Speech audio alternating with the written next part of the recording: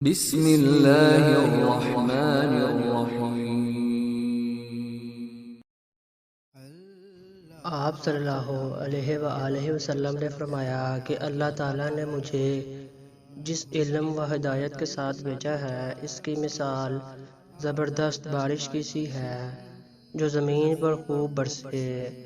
بعض زمین جو صاف ہوتی ہے وہ پانی کو پی لیتی ہے اور بہت بہت سبزہ اور گھاس اگاتی ہے، اور بعض زمین جو سخت ہوتی ہے وہ پانی کو روک لیتی ہے۔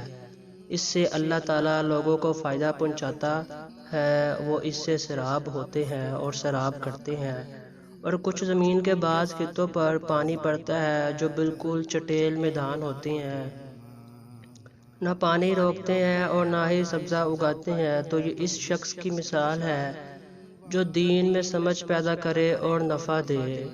اس کو وہ چیز جس کے ساتھ میں مبعوث کیا گیا ہوں، اس نے علم دین سیکھا اور سکھایا۔ اور اس شخص کی مثال جس نے سر نہیں اٹھایا یعنی توجہ نہیں کی، اور جو ہدایت دے کر میں بھیجا گیا ہوں اسے قبول نہیں کیا۔ صحیح بخاری حدیث نمبر 79۔